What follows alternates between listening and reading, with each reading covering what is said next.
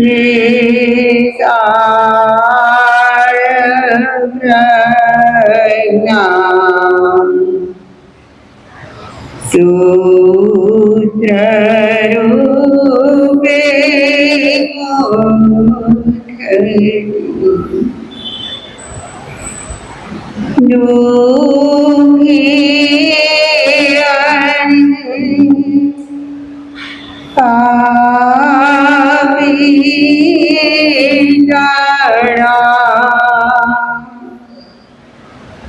दुख पावने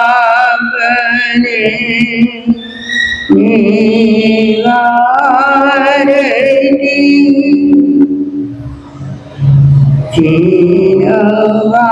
चीनवाणी मैया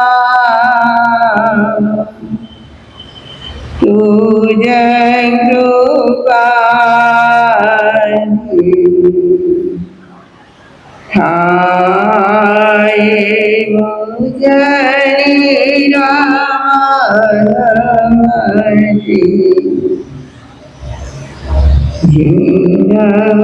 जीनवाणी मैया तुझ कृपा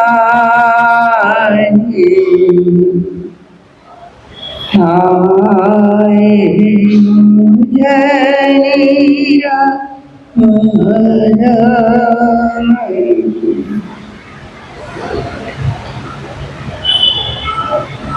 अनंत ज्ञानी अनंत दर्शनी त्रिलोकीनाथ तीर्थंकर परमात्मा श्रवण भगवान महावीर स्वामीनाथ श्री चरणों में આપણે સૌની ભાવના મારા તમારા અનંત અનંત ઉપકારી સર્વ ગુરુ ભગવંતોના શ્રી ચરણોમાં આપણે સૌની ભાવના અનંત જ્ઞાની પરમાત્માએ જગતના સર્વ જીવોના ઉદ્ધાર અર્થે આગમોની વાણી પ્રગટ કરી આ આગમવાણીમાં જ્ઞાનીઓએ અનંત અનંત ભાવો કર્યા છે જે ભાવોના આધારે જગતના સર્વ જીવો પોતાનું આત્મકલ્યાણ જરૂર સાધી શકે। જગતમાં વાણી તો આપણે ઘણાની સાંભળીએ છીએ, પણ એ વાણીમાં પણ અંતર હોય છે। કહેવાય છે કે વચન બોલનારી વ્યક્તિ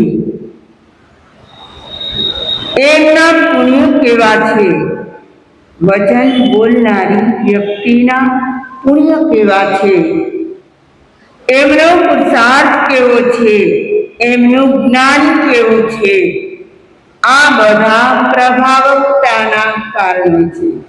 શું છે? અગર વાણી શ્રેષ્ઠમાં શ્રેષ્ઠ હોય પણ સાથોસાથ એમની પ્રભાવકતા ના હોય, પુણ્યનો ઉદય ના હોય તો શું થાય? આપણા તીર્થંકરો એ પુણ્યાતિશયના ધારક હતા। કેવા હતા? પુણ્યનો એમને અતિશય હતો। અતિશય તમને ખબર છે શું કહેવાય? અતિશય એટલે જે દરેક વ્યક્તિમાં ન મળે, કોઈ વિશિષ્ટ એકાદ વ્યક્તિમાં જ હોય તો એ અતિશય કહેવાય। તમને બધાને ખબર હશે કે આપણા થોક સંગ્રહમાં 34 અતિશયોની વાત આવી છે, એનો એક ટુકડો જ છે, પણ એ અતિશયો કોના હોય? તીર્થંકરોના જ હોય। ન કે મારા તમારા જેવા કોઈ વ્યક્તિ ના હોય, ન કોઈ સંત મહાત્મા ના હોય, ન કોઈ ગંધર્વ ના હોય, પરંતુ કોના અતિશય હોય? માત્ર ને માત્ર કોના અતિશય? તીર્થંકરોના અતિશયો હોય છે. આ 34 અતિશયો યુક્ત જે વાણી હોય એ વાણી પ્રભાવક હોય કે ના હોય? વ્યક્તિને એ વચનો વચનાતિશય લાગે. શું લાગે? 4 મૂળ અતિશયોમાં એનું પણ સ્થાન છે વચનાતિશય. શું છે? વચનનો અતિશય. અરે પરમાત્મા બોલ્યા અને ફક્ત ને ફક્ત આ કાળનું એક અછેરું થયું. શું? ભગવાનની પહેલી દેશના નિષ્ફળ ગઈ. મતલબ શું? નિષ્ફળ ગઈ એટલે કોઈએ વ્રત પ્રત્યાખ્યાન ધારણ ના કર્યા. નહીતર એવું ના બને ક્યારે તીર્થંકરો બોલે તો કોઈ ને કોઈ વ્યક્તિને કાં તો સાધુતા સ્વીકારવાનું મન થઈ જાય, કાં તો શ્રાવકપણું સ્વીકારવાનું મન થઈ જાય, વ્રત પ્રત્યાખ્યાન ધારણ કરવાનું મન થઈ જાય. એવું અવશ્ય બને, પણ માત્ર આ કાળનું, આ અવસર પેણી કાળનું એક આશ્ચર્ય. એને આપણા જૈન પરિભાષામાં અછેરું કહીએ. તો આ અછેરું માત્ર એક તીર્થંકરના જીવનમાં જ આવ્યું. દેશના ખાલી ગઈ એ એક અછેરું કોના જીવનમાં આવ્યું? ભગવાન મહાવીરના. એ સિવાયના બધાની દેશના પ્રથમથી પ્રારંભથી કેવી પ્રભાવક નીવડી. મારે તો એ કહેવું છે, એ જ વચનાતિશય યુક્ત વાણી આપણા આગમોમાં છે. પરંતુ અત્યારે બોલનારા બદલાઈ ગયા છે. શું થયું છે?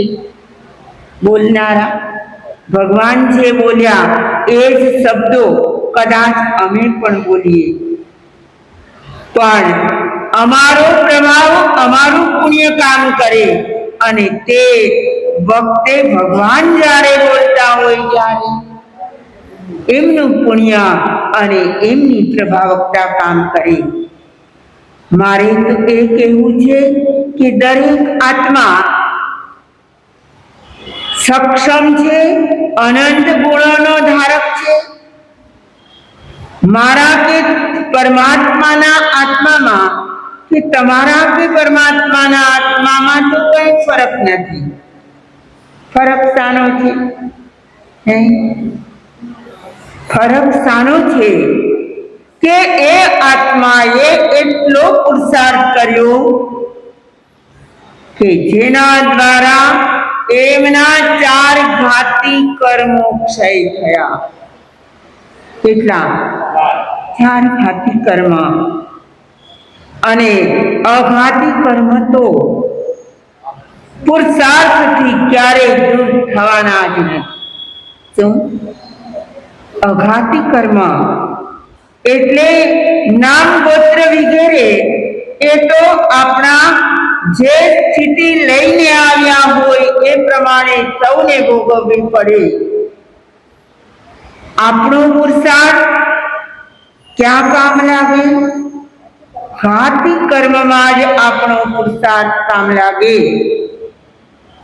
ભગવાન મહાવીરે અથવા સર્વ તીર્થંકરોએ ઘાતી કર્મને દૂર કરવા માટે તપનો માર્ગ, ત્યાગનો માર્ગ, સંયમનો માર્ગ સ્વીકાર્યો, કઠિનાઈઓને આહ્વાન આપ્યું અને એમાંથી પોતાના આત્માને સ્વતંત્ર બનાવ્યું. આજે કયો દિવસ છે?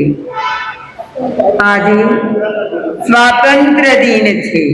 હે, હા, આજનો સ્વાતંત્ર્ય દિન રાષ્ટ્રની અપેક્ષાએ જોઈએ તો આજનો પર્વ રાષ્ટ્રીય પર્વ છે. આજે આ રાષ્ટ્રીય પર્વના દિવસે સવારના પહોરમાં કેટલા નાના નાના ભૂલકાઓ પ્રભાત ફેરીમાં નીકળ્યા હતા, હાથમાં ઝંડા હોય અને ભારત માતાની જય બોલાવતા હોય. જય બોલાવી લેવી બહુ સહેલી છે. જ્યારે એમની માત્ર સ્મૃતિ કરવાની હોય ત્યારે આપણે જય બોલાવી લઈએ, પણ તે વખતે આ ભારત પર બંધન કેવું હશે જેમાંથી ભારત સ્વતંત્ર થયું અને એમાં કોણે કોણે ભાગ ભજવ્યો. જો એક બાજુ આપણે આત્માની સ્વતંત્રતાની વાત કરીએ છીએ, તો બીજી બાજુ આજના પર્વને લઈને, રાષ્ટ્રીય પર્વને લઈને આપણે 15 ઓગસ્ટની વાત કરીએ છીએ.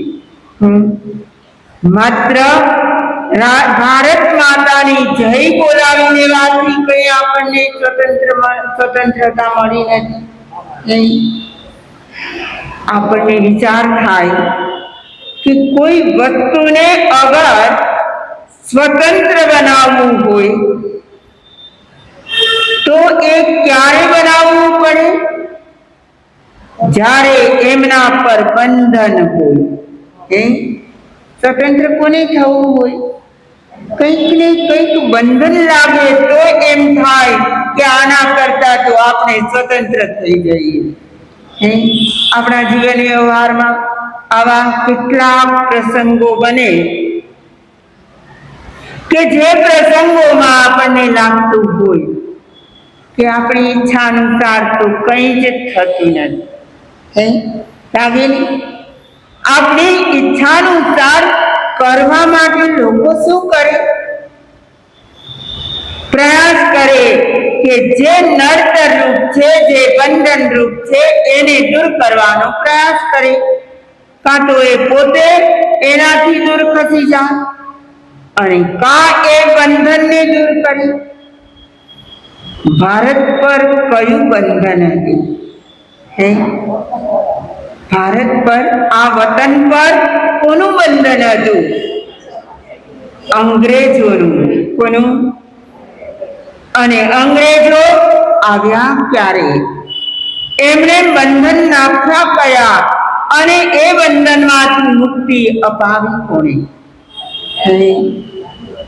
આપણે પૂર્વ ઇતિહાસને ખોલીએ તો ખ્યાલ આવે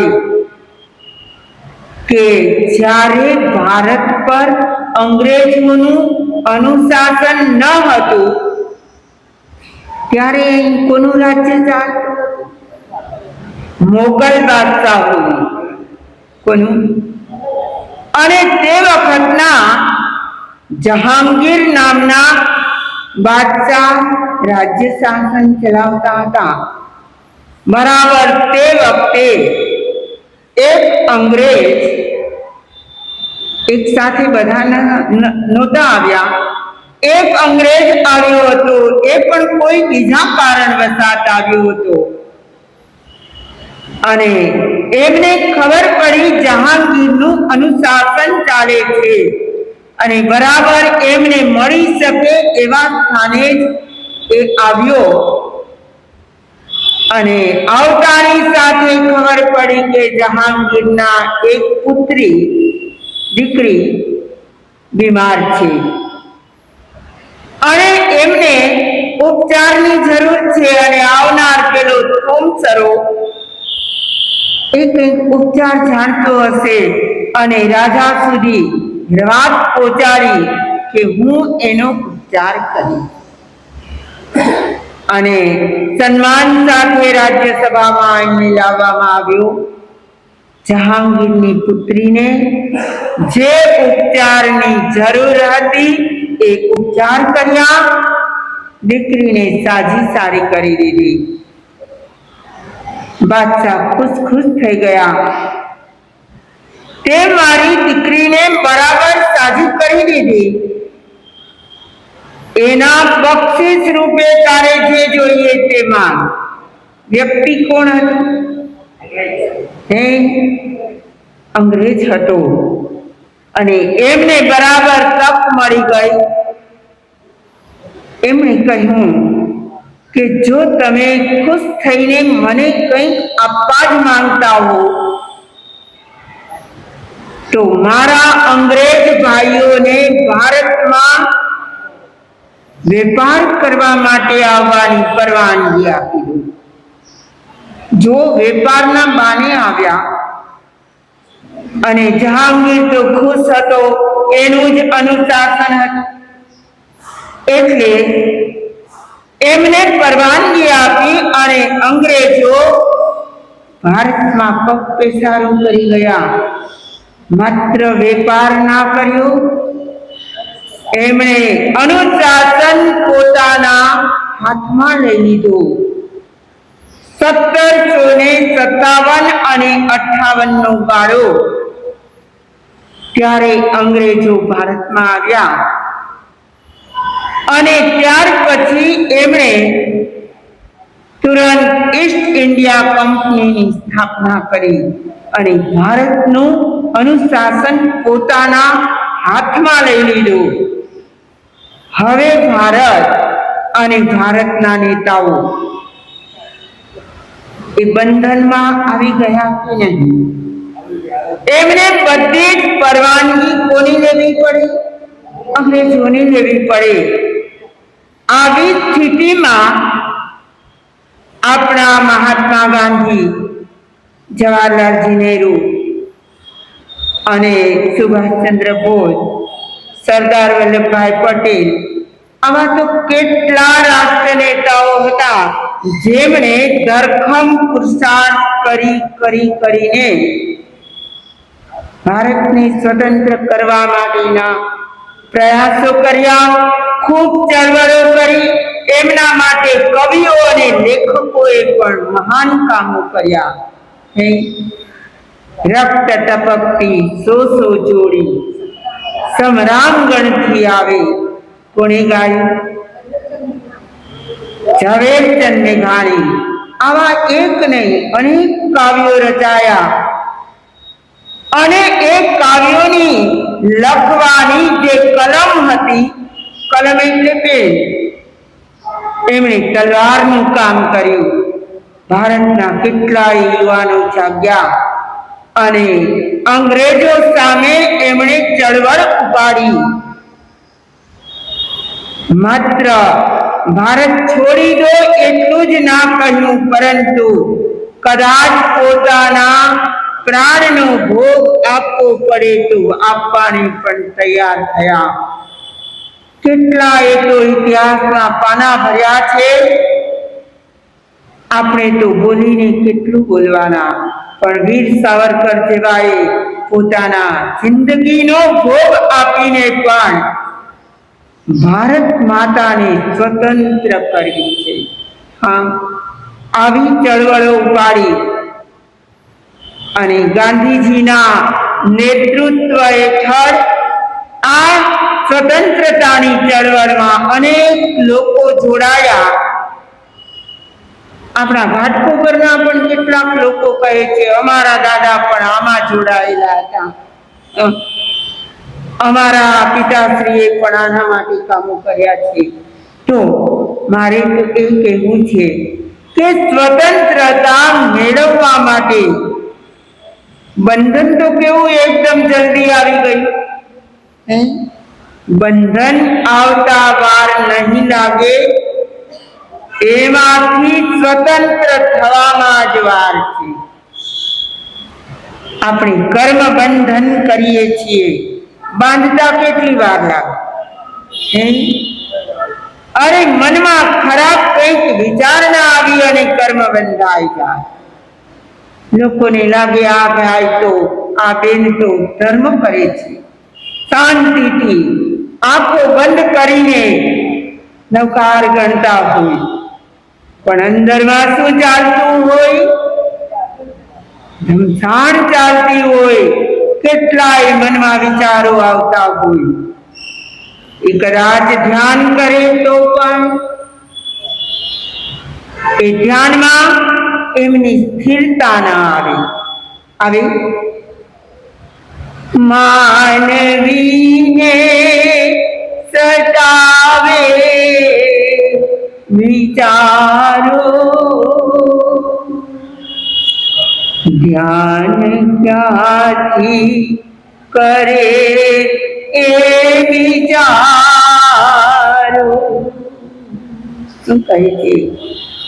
માનવીને સતાવે વિચારો.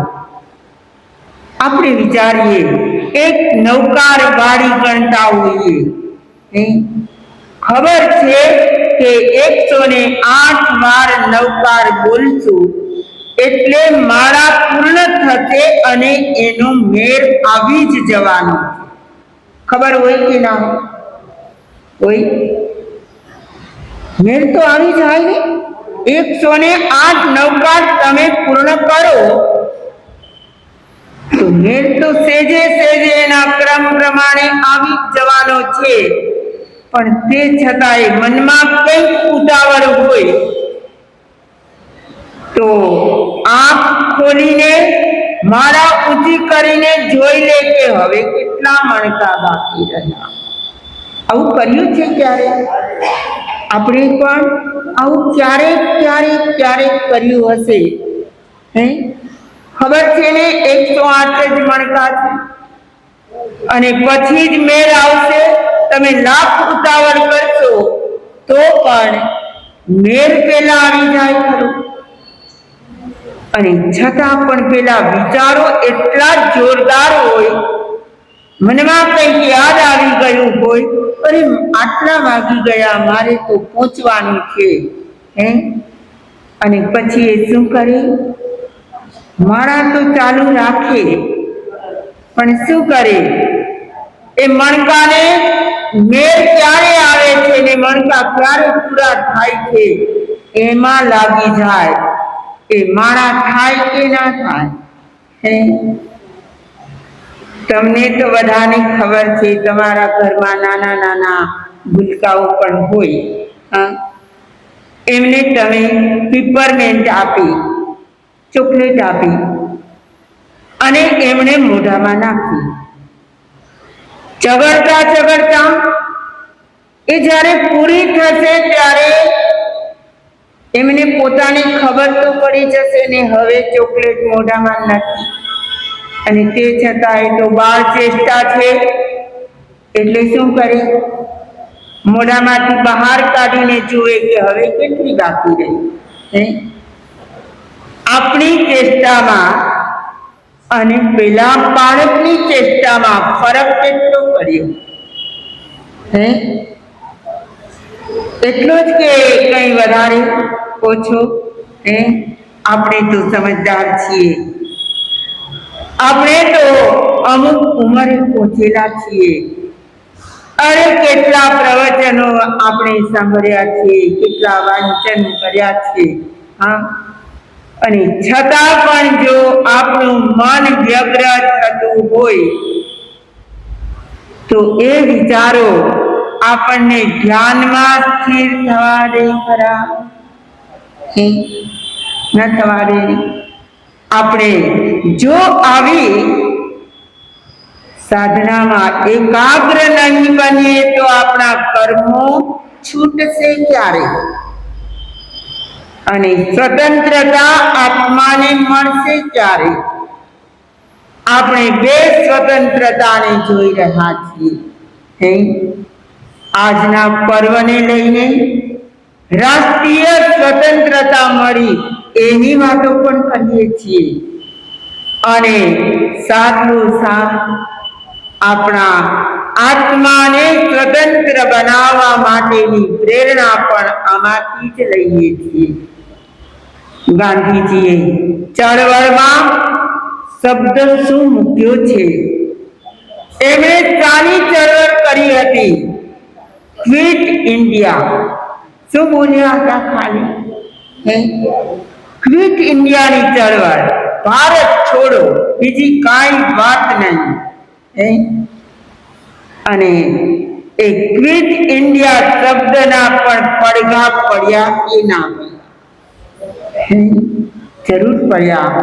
કહેવાય છે તીર્થંકરો બોલે તો શાસ્ત્ર બની જાય. क्यों? अगर तीर्थंकरो बोले तो शास्त्र बनी जाए, कोई महापुरुषो बोले तो मंत्र बनी जाए. तथास्तु खाली कहूं होय पेलाना संतो शू कहता, साधक आत्माओ शू कहता? तथास्तु कहे अने सामी व्यक्तिना काम थई जाए. એટલે કે મહાપુરુષ બોલે તો મંત્ર બની જાય. અને આવા રાષ્ટ્રીય પુરુષો ગાંધીજીને યાદ કરીએ તો એ નેતા હોવા છતાં પણ એની સાદગી કેટલી હતી? તો કહેવાનો આશય એમણે સ્વયં એ સાધના કરી હતી. ક્વિટ ઇન્ડિયાની ચળવળ ગાંધીજી માટે તો એક સાધના જ હતી અને એ સાધનાનો પ્રભાવ પડ્યો.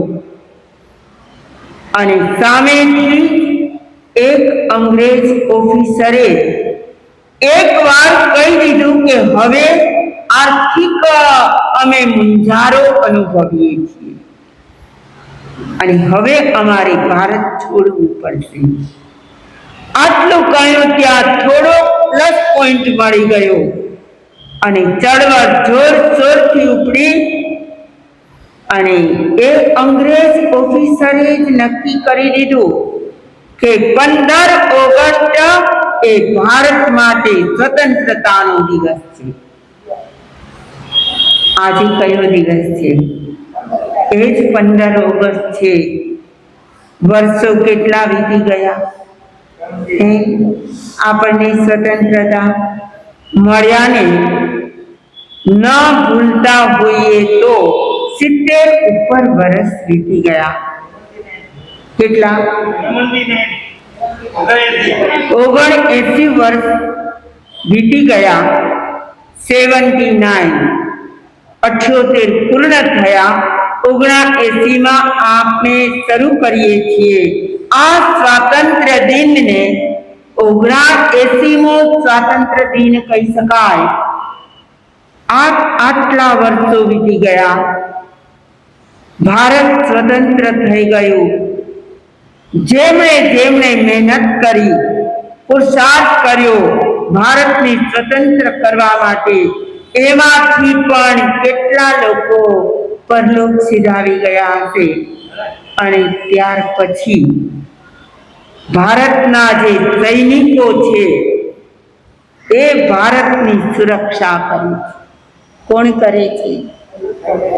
સ્વતંત્ર ભારતની સુરક્ષા અત્યારે થતી હોય તો કોણ કરે છે? એ સૈનિકો કરે છે.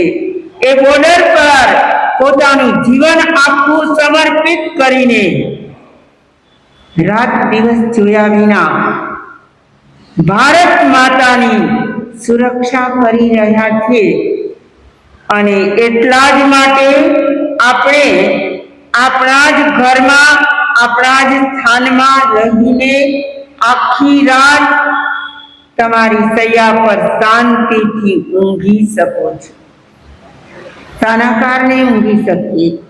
એ સૈનિકોના જીવનના ભોગે. કોના ભોગે?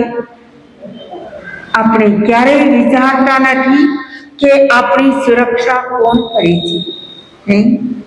આપણે તો અન્યની સુરક્ષા કરતા જ નથી એમ કહીએ તો ચાલે. બહુ તો આપણે પોંજીને બેસીએ.